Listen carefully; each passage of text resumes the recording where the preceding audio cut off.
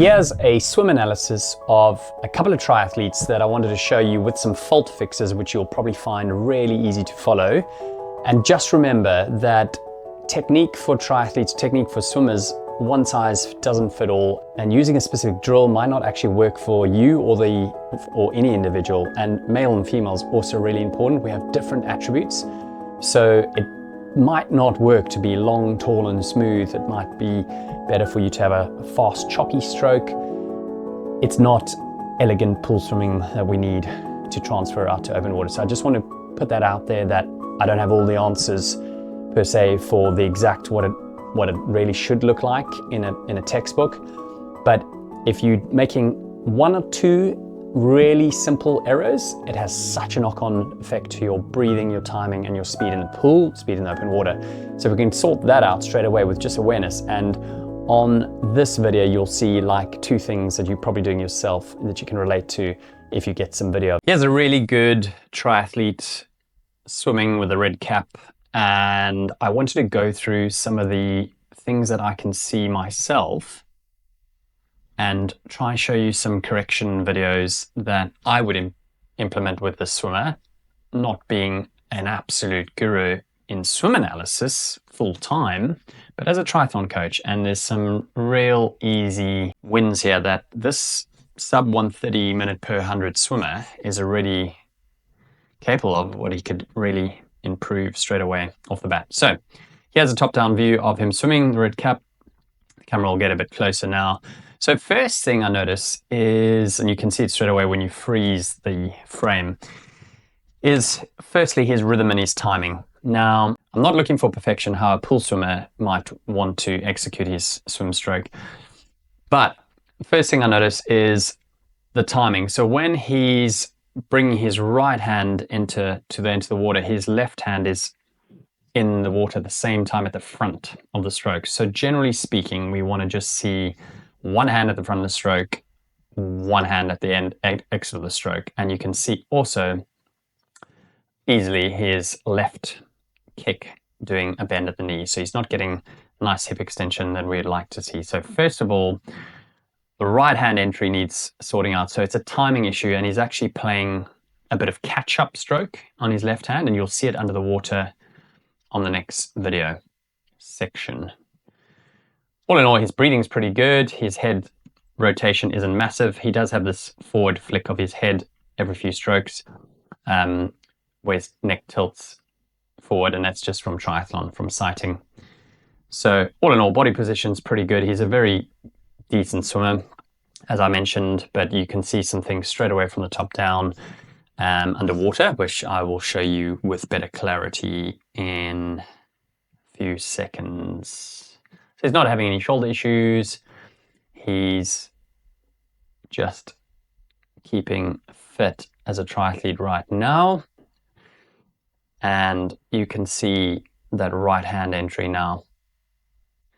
Okay, so I'm not going to be too critical of that hand entry because it's what happens under the water, we know.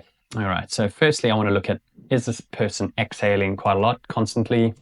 He's got a little forward look and tilt of the neck. That's just a sighting thing. You can see immediately here where I'm going with this.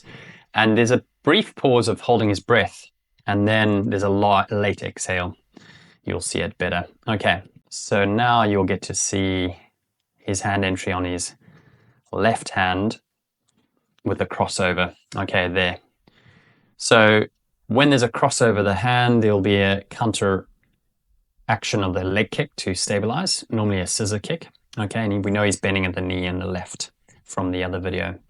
Okay, so let's see. He's got a real downward wrist action here, which we after more of like a spearing normally.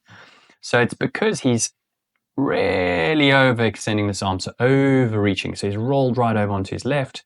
His arm's now straight, and he has to get that hand in to spear, but what he's realizing is down his elbow is not very bent, so he's overreaching. You can see what's happening with his left hand here. Okay, so let's just slow that down underwater. Crossover, crossover, and now we can see left hand enters. It's pushing down, he's breathing to the right, And there we get that scissor kick action. Straight arm. Now, bear in mind, this guy has a threshold when he's fit of around 125 per 100. He's got a very good engine, but losing so much technical ability. And he has this lovely right hand entry, straight arm because he's overextended. So he's starting at a bad position, and then he's got nowhere to go because that elbow is straight. His fingers are quite split, so the water's just bubbling through. He's looking forward. He's got a nice little pushback starting here, so well done. And his arm is straight, straight, straight, no catch. And actually pretty similar on his left. There's a bit of a delay in his leg kick here, if you can see, but it's a 2-beat kick. I'm not going to criticize that too much. He's fairly efficient in the water. The biggest thing we need to try and do is eradicate, which will be done pretty quickly, is his timing of his stroke and his crossover with the left hand, and then we will look to improve his underwater phase, and that's quite straightforward because he's a prolific swimmer. He will pick that up quite quickly. He's not a beginner, he understands the mechanics. So let's just go back to that underwater shot. You can see his head position's pretty good. He's not rotating the whole head and so forth. Yeah, so hand entry, catch, earlier catch, implement like a 1-2 stretch. So hand entry, 1-2, and then stretch forward and try and get that timing a bit better, bend from the elbow quicker, and get a little bit more extension from his hip with the kick. Now I want to show you what I think is pretty good timing and rhythm of stroke from one of our swimmers on the camp. So we spoke about the previous swimmer with the red cap, and he was not executing the front of his stroke really well, so he was almost playing catch up. So here you can see one hand in, one hand finishing the stroke at the same time. So you've always got one arm in the lead. That gives stability, and it allows you to rotate here and the legs just to do their job. Okay, so what you can notice is the swimmer, his rhythm, his stroke rate is much higher than the previous swimmer. With the error, and that's where we would have to improve some of the stroke rate from the triathlete with the red cap, because he has in essence got too much of a slow catch-up stroke. All right, this swimmer is crossing the midline there, so I won't comment on that, but I wanted to illustrate that as timing. This swimmer has amazing hand entry and alignment, and I just wanted to show you posture and alignment of a very well executed swimmer. Here is a great example of a very good swimmer, triathlete, and his underwater catch phase, which you can see is slightly different to my swimmer with the red cap. He's got a nice elbow bend, about 130 degrees. His lats over here are really engaging as he swims over the wine barrel. That's what he's doing. He's exhaling loads and loads all the time. He's got a very high stroke rate, about 80 strokes per minute. He's an elite, and you can see how he finishes his stroke at the back end. He breathes to his right. His fingers aren't perfectly straight, creating some bubbles, but he's one of the fastest swimmers around on the circuit. And you can see here let's get his left arm catch over there.